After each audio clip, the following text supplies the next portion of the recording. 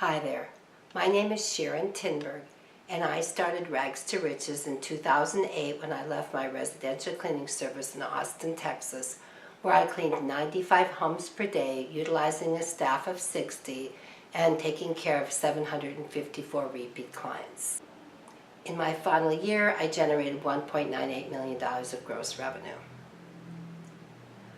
2 years ago, I began showing people how to implement core training at their offices and have spent the last 2 years in 24 offices training 10 field managers and more than 200 cleaners. I'm only going to present the 10 common themes in all of the 24 offices because I'm going to go deeper into each one of these topics at the ISSA convention September 10th to September 14th in Las Vegas, Nevada. If you've never attended this conference as a residential cleaning company, this is clearly the year to do it because ARCSI, the Association of Residential Cleaning Services, Inc., has merged with ISSA, and we now have a lot more experience and power to give us far more information at this event. We are very excited. Simply go to issa.com and click on Convention to learn all of the knowledge available to you at this event. Again, I'm speaking there on Wednesday where I will go deeper into each one of the subjects I'm about to present to you now. These are the top 10 reasons why owners had me visit their offices and help them implement a training process and a training system. 1, it's much easier to train a new cleaner than it is a cleaner who's already with you if you want every cleaner to clean exactly the same way and follow exactly the same process. Number 2, not one company had a consistent process in place.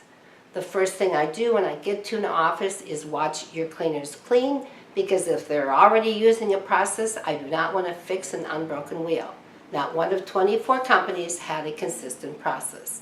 They do now, hopefully. Number 3, the majority of cleaners want to know how to perform their jobs perfectly every time. They want to know how to perform their responsibilities and not make mistakes. They don't want to be listening to complaints. But 80 to 85% of all employees are remarkably open and even embrace a new cleaning process. About 15% of your cleaners do not. They are not embracing it at all. As a matter of fact, they can be downright rude about it. Number 4, knowledge is not power unless it is shared. The offices that were most successful and easiest and most fun to implement a new process in were those offices where the owners shared their intent to bring me in at least 4 weeks before I came. They talked about it a lot, they answered any questions before I got there, and they made sure their cleaners knew why they chose me as the person to help them implement a consistent process. Number 5, cleaners would rather clean with the same person every day and build a relationship. They do not have the concern that most owners have, that if you clean with the same person every day, you will do some bickering and some fighting. I think they realize that goes without saying when you work with somebody 8 hours a day in the same vehicle, in the same houses, day after day. But like a marriage and friendships, they would rather work through those problems and have the same person every day than to be switched from team to team and from house to house. Which brings me to the next subject. They want to go to the same houses every other week or weekly as well. They want to develop a relationship with those clients. They want to know where the house is. That makes their day so much easier and less stressful. They know what's important to this client. The oxymoron in both of these situations are the owners who will not implement a new process because they're afraid of changes, yet they put their cleaners in a different house and a different client every time they leave the office. Number 6, your clients would also like to see the same cleaners every time.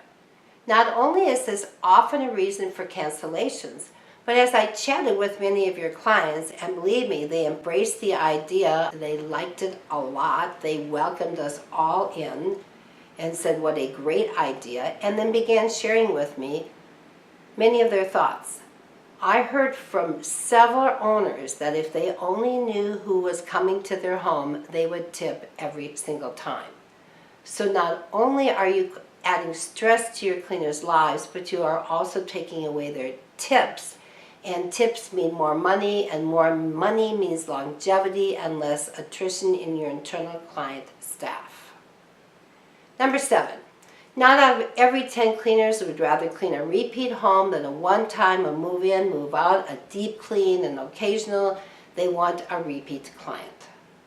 Number 8, 25% to 100% of the homes I went into had something dirty enough in them to justify a cancellation on the part of that owner.